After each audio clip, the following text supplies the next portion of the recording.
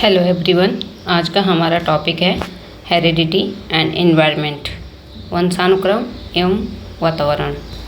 आनुवंशिकता भी वंशानुक्रम को हम कहते हैं हेरिडिटी।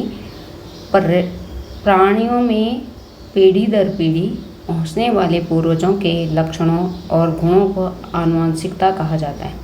आनुवंशिकता किसे कहते हैं? प्राणियों में जो भी है, प्राणी, चिड़ियाएँ, पेड़ पौधे, पशु पक्षी, इंसान, सभी में जो भी जीवित हैं उनमें पीढ़ी दर पीढ़ी, एक पीढ़ी से दूसरी पीढ़ी में पहुंचने वाले जो पूर्वजों के गुण हैं, लक्षण हैं, वही आनुवंशिकता कहलाते हैं। प्रजनन द्वारा क्या होता है? प्रक्रिया द्वारा हस्तांतरित होने वाले जो गुण हैं, जैविक या अन्य गुण, वो वंशानुक्रम या क्या कहलाते हैं? आनुवंशिकता। वंशानुक्रम अंग्रेजी भाषा के शब्द हेरेडिटास से बना है, जिसका अर्थ है वह पूंजी जो बालक को उसके माता पिता से उत्तराधिकार के रूप में प्राप्त होती है। उत्तराधिकार के रूप में प्राप्त होने वाली जो भी पूंजी हमें अपने माता पिता से मिले हैं, उनके जैसे रंग, रूप, हाइट वगैरह जो भी है, अन्य लक्षण भी, वो सब क्या है? हमारे वंशानुक्रम या आनुवंशिकता का क्षेत्र है, आनुवंशिकता है। ग्रेगर जॉन मेंडल को क्या कहा जाता है? आनुवंशिकी का जनक माना जाता है। अब इसमें देखिए, जो पुरुष आनुवंशिकी का उद्भव कहाँ से होता है, कैसे होता है, इसके बारे में थोड़ा सा समझ लेते हैं। जो पुरुष से पितृसूत्र या वीर्य जो प्राप्त होता है, और स्त्री से मातृसूत्र या रज जो भी प्राप्त होता है। नर युग्मक को क्या कहते हैं? शुक्राणु, और मादा युग्मक को अंड कोशिका, अंडाणु भी बोलते हैं।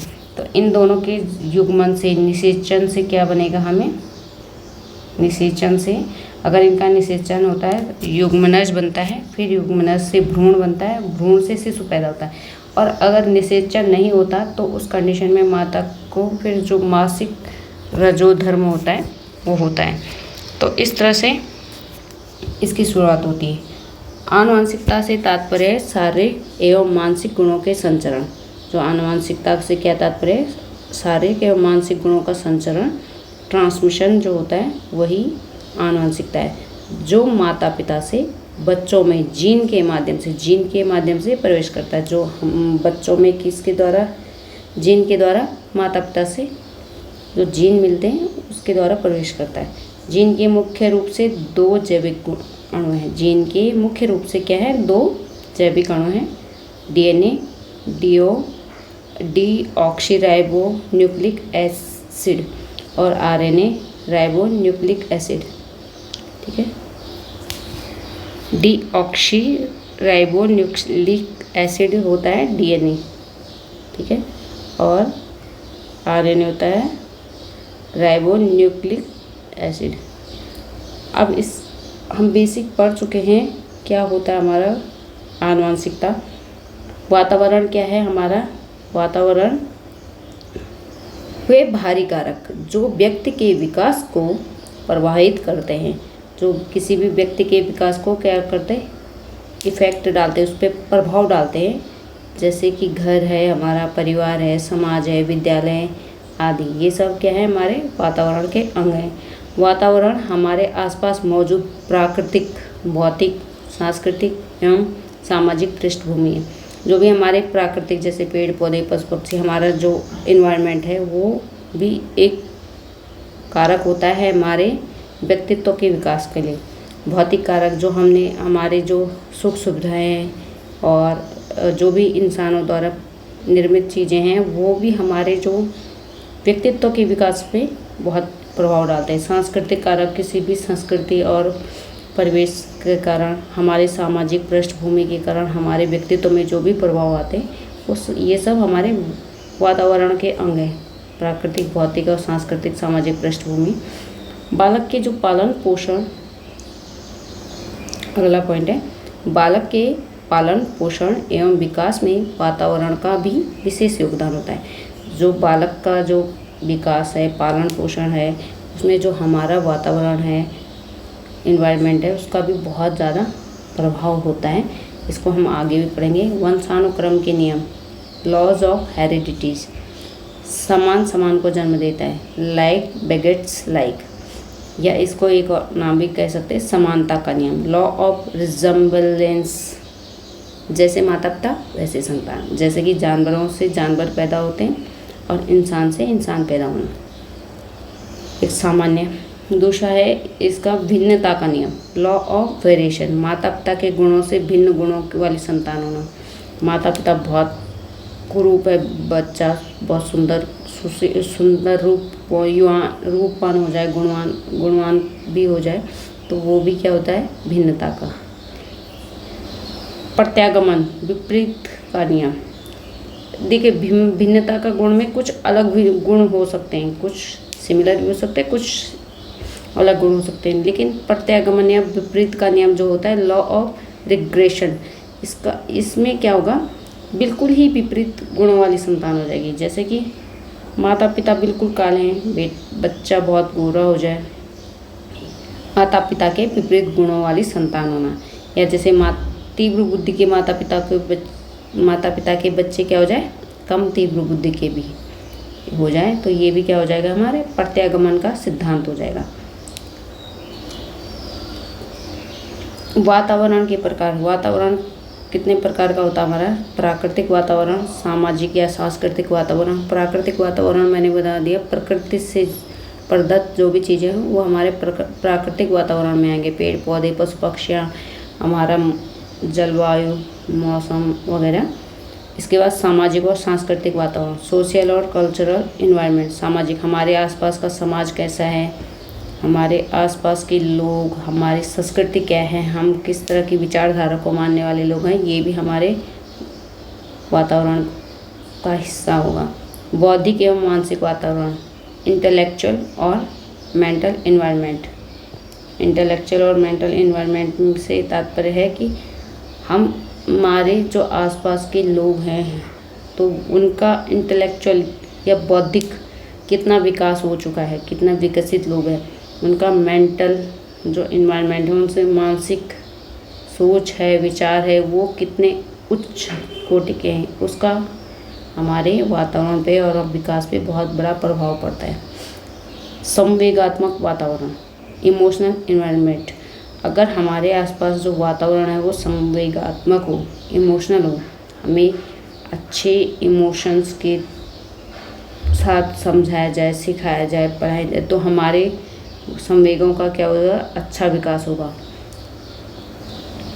इसके बाद आनुवंशिकता और वातावरण में क्या भिन्नता है। देखिए आनुवंशिकता, हेरेडिटी, यह स्थिर है। अगर हमको कोई माता पिता से गुण मिल चुके हैं या कोई भी बीमारी या कोई लक्षण मिल चुके हैं, हम उनको चेंज नहीं कर सकते। और जो वातावरण है, इन्वायरमेंट है, वो अस्थिर है, डायनेमिक है, उसको बदला जा सकता है। कोई बच्चा किसी ग्रामीण क्षेत्र में पैदा हुआ है और पला बड़ा हो शहरी क्षेत्र में, अगर हम शहरी क्षेत्र में ले गए तो ग्रामीण से उसका परिवेश क्या हो गया, शहरी हो गया, तो इसका उसके जीवन में बदलाव आ सकता है। वातावरण को हम बदल सकते हैं, लेकिन आनुवंशिकता को हम चेंज नहीं कर सकते। इसीलिए आपने देखा होगा जो आनुवंशिक बीमारियां हैं उनका कोई इलाज नहीं होता, वो पीढ़ी दर पीढ़ी कई बार चलती ही रहती। Debates on heredity and environment, जो हेरेडिटी और एनवायरनमेंट में उनके मध्य क्या डिबेट्स है। प्रकृति एवं पोषण, नेचर वर्सेस नर्चर। प्रकृति का अर्थ है एनवायरनमेंट, नर्चर मतलब जो पोषण। यहाँ पे वैसे पोषण हमारा एनवायरनमेंट ही पोषण का कारक है। नेचर क्या हो जाएगा, आनुवंशिकता हो जाएगा, क्योंकि आनुवंशिक गुणों को हम चेंज नहीं कर पा रहे, तो पोषण हम प्रकृति को चेंज कर पा रहे। बालक के विकास पर प्रकृति और पालन पोषण दोनों का प्रभाव पड़ता है, लेकिन हम क्या देखते हैं कि दोनों का ही इफेक्ट क्या है, बालक के वातावरण का और प्रकृति का पालन पोषण का उस पर पड़ता है, विकास पे पड़ता है इसका। कंटिन्यूटी वर्सेस डिसकंटिन्यूटी, निरंतरता बनाम निरंतरता, सतत रूप से चलता है। क्या चलता है? विकास क्या है? सतत रूप से चलने वाली प्रक्रिया है, किंतु जो अलग अलग चरण हैं उनमें अनिरंतरता देखने के लिए मिलती है। एक अनिरंतरता की एक श्रृंखला भी होती है, जैसे कि शुरुआती जो शैशवावस्था है उसमें बालक का विकास बहुत तेज़ी से होता है, तीव्र गति से होता है। फिर उसके बाद धीरे धीरे बोलने लगता है। तो ये क्या है? पहले चरण और द्वितीय चरण में क्या है? दोनों में निरंतर एक जैसी निरंतरता नहीं है, अनिरंतरता है। लेकिन क्या है? विकास तो हो ही रहा है ना। तो विकास क्या है? कंटिन्यू चलता जा रहा है, लेकिन उसके जो चरण हैं उनमें अलग अलग गति से विकास होता है, उनमें आपस में अनिरंतरता है। उसके बाद यूनिवर्सलिटी वर्सेस कॉन्टेक्स्ट स्पेसिफिक, सार्वभौमिक बनाम संदर्भ विशिष्ट विकास। अब देखिए सभी जो क्या है इसमें तीसरे पॉइंट में, सभी मनुष्यों का विकास एक ही क्रम में होता है।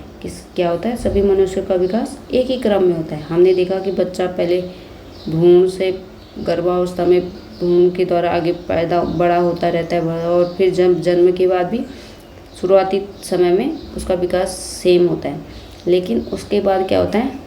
जब परिवेश का उस पर प्रभाव पड़ता है तो उसका विकास अलग अलग हिसाब से होता है। जैसे परंतु कुछ व्यक्ति की जो शुरुआती विकास क्रम है वो तो सबका एक जैसा होता है कि भाई सब पहले भ्रूण बनेंगे, उसके बाद भ्रूण से उसका विकास होता रहेगा, बच्चा जन्म लेगा, फिर वो शैशवावस्था से बाल्यावस्था से किशोरावस्था, फिर किशोरावस्था से प्रौढ़ावस्था, इस तरह से उसका विकास होता रहेगा। लेकिन अब हम क्या होता है?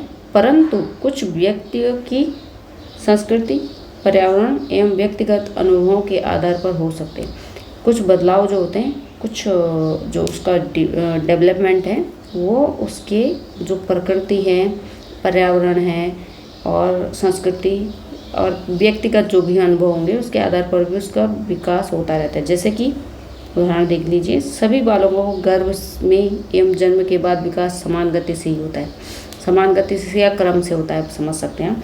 परंतु क्या होता है? भाषा का विकास है जैसे, या सांस्कृतिक जो भी हम विरासत है या जो हमारी धारणा है उनका विकास है, तो वो कैसे होता है?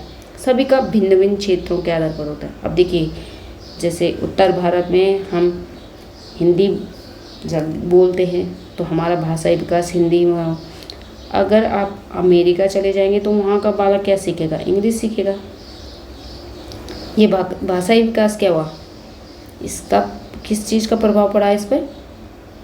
कॉन्टेक्स्ट स्पेसिफिक, मतलब संदर्भ विशिष्ट, जिसको जैसा एनवायरनमेंट मिला उसका विकास उसी आधार पर हुआ है। इंडिया का बालक जो है वो हिंदी सीख लेगा जैसे, और वहाँ या किसी भी क्षेत्रीय भाषा को बच्चा सीख लेता है, तो वो इसी का एक्टिविटी वर्सेस पैसिविटी, क्रियाशीलता बनाम निष्क्रियता, सक्रिय एवं निष्क्रिय दोनों तरह से विकास संभव है।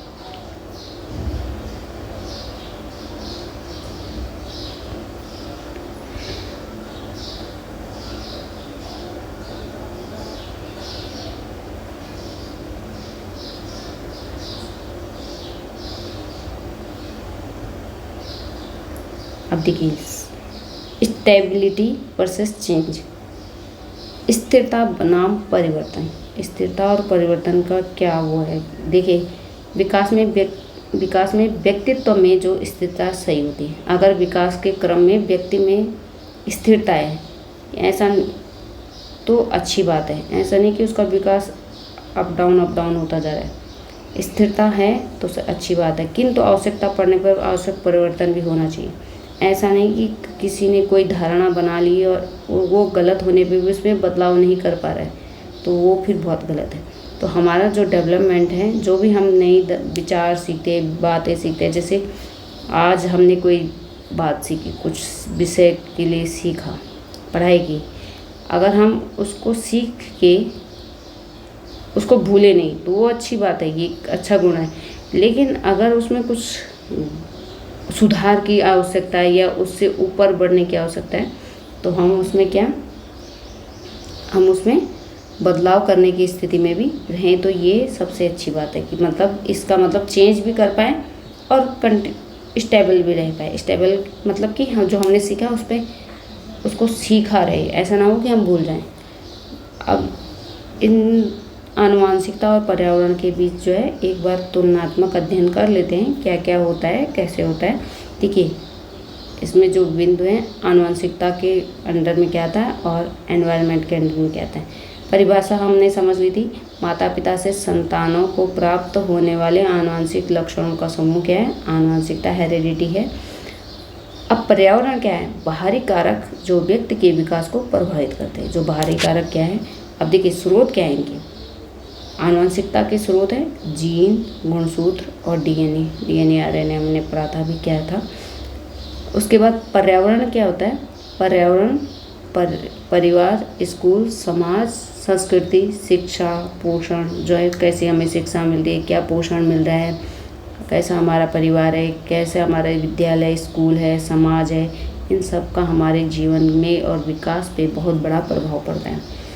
तो ये हो गए हमारे पर्यावरण के स्रोत हो गए, परिवार, स्कूल, समाज, संस्कृति, शिक्षा और पोषण। अब देखिए प्रभाव क्या होता है, आनुवंशिकता का प्रभाव व्यक्तित्व पे पड़ता है, बुद्धि पे पड़ता है, शारीरिक लक्षण जैसे कि ऊंचाई, रंग आदि पर इसका प्रभाव पड़ता है।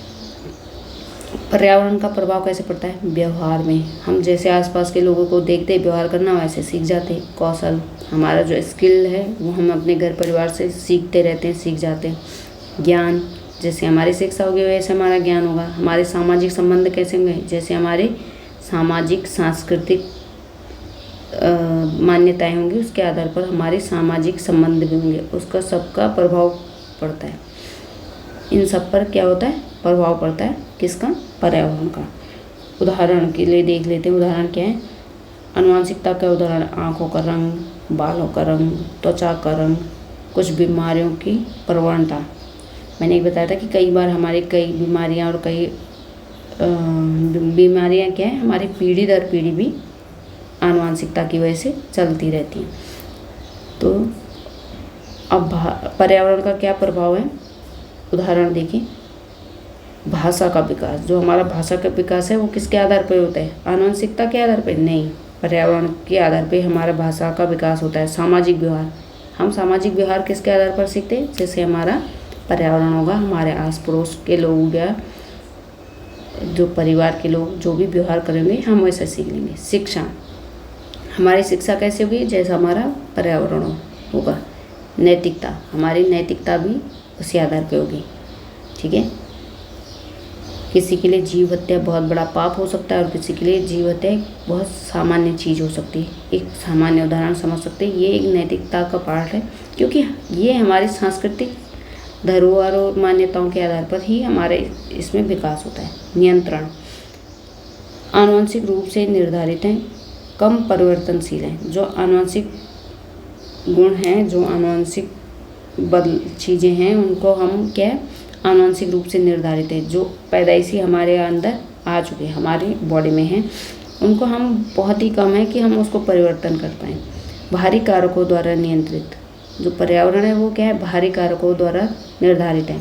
हमारे पास आस पड़ोस, स्कूल, पर्यावरण का अंग है। अगर यही हमारे बाहरी कारक हैं तो इनको हम नियंत्रित कर सकते हैं, उनके द्वारा ये नियंत्रित है और इन कारकों को हम नियंत्रित कर सकते हैं। इस तरह हम कह सकते हैं कि क्या है, पर्यावरण हमारा अधिक परिवर्तनशील है। मैंने कहा कि अगर किसी बालक को आप किसी एक देश से दूसरे देश ले जा सकते हैं तो उसका जो डेवलपमेंट हो वो इस दूसरे देश के आधार पे होने लग जाएगा, उसमें बदलाव आने लग जाएंगे। ये हमारा पर्यावरण इसलिए परिवर्तनशील है। प्रतिक्रिया क्या होती है, आनुवंशिकता पे जीन कुछ सीमाओं के भीतर विकास की संभावना को निर्धारित करते हैं। जो हमारे जीन हैं वो कुछ सीमा तक हमारे भीतरी विकास की संभावना को निर्धारित करते हैं। जैसे हमारे जीन होंगे उसी आधार पे हमारे हो सकता है, उसी आधार पे हमारी लंबाई बढ़े, हाइट बढ़े, उसी के आधार पे हमारा रंग रूप रहे। तो इसलिए ये हमारी भीतरी विकास की संभावना को निर्धारित कर देता है। पर्यावरण इन सीमाओं के भीतर, जो पर्यावरण है क्या प्रतिक्रिया करता है, पर्यावरण इन सीमाओं के भीतर विकास को आकार देता है। जो सीमाएं किसने निर्धारित कर दी? आनुवंशिकता ने। पर्यावरण उन सीमाओं के भीतर ही हमारे विकास को क्या देता है? आकार देता है। ठीक है, उदाहरण के लिए अब उदाहरण के लिए जैसे समान जुड़ा बच्चों को अलग अलग वातावरण में पाला जाए तो उनकी बुद्धि और व्यक्तित्व में अंतर आ सकता है। समजुड़वा भी होंगे, अगर उनको अलग अलग वातावरण और परिवेश में पाला जाए तो उनका क्या होगा? विकास, उनकी बुद्धि और व्यक्तित्व में अंतर आ सकता है।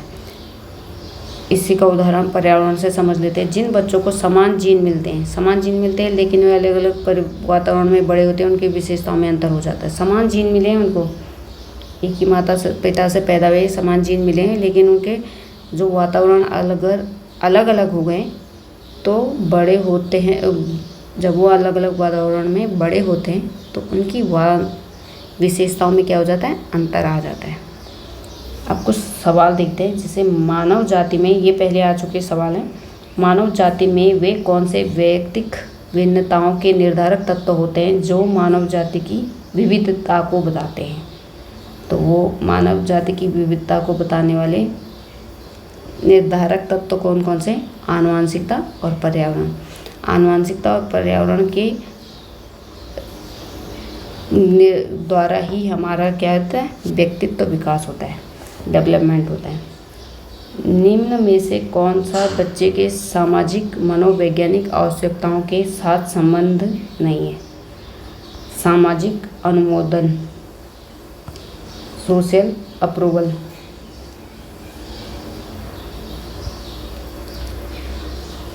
तो सोशल अप्रूवल क्या है? सामाजिक मनोवैज्ञानिक आवश्यकताओं का साथ संबंध है। यस है, उसके साथ संबंध है इसका। सराहना की आवश्यकता, हम चाहते हैं कि कोई हमें अप्रिशिएट करे, ये हमारी मनोसामाजिक आवश्यकता है। अब देखिए दूसरा है संवेगात्मक सुरक्षा की आवश्यकता। हम चाहते हैं कि हमारे जो संवेगात्मक सुरक्षा है उसकी हमें आवश्यकता फील होती है। इमोशनल सिक्योरिटी, हम चाहते हैं कि हमें कोई इमोशनली सिक्योर फील करना चाहते हैं। सानिध्य की आवश्यकता, नीड ऑफ कंपनी, हम अपने आसपास चाहते हैं कि हमारे कुछ दोस्त हो, मित्र हो, परिवार हो, कोई सुख दुख का साथी हो, ये हम चाहते हैं। ये हमारे मनोसामाजिक आवश्यकताओं के अंतर्गत आने वाले पॉइंट है। लेकिन क्या है? शरीर से अपशिष्ट पदार्थों का नियमित रूप से बाहर निकलना अपशिष्ट पदार्थों का, ये कोई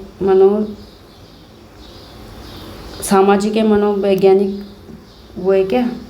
आवश्यकता नहीं, ये कोई सामाजिक या मनोवैज्ञानिक आवश्यकता नहीं है, ये हमारी शारीरिक आवश्यकता। हमारा शरीर इसको आवश्यक रूप से बिना किसी वजह के करता रहता है इसकी। तो ये इसका आंसर हो जाएगा इस क्वेश्चन का, कौन सा? 4th। ठीक है, ये टॉपिक बहुत इम्पॉर्टेंट है, आप इसको एक बार अच्छे से पढ़ लेंगे। इसमें अभी कुछ और पॉइंट भी होंगे जिसको हम अगले वीडियो में करेंगे।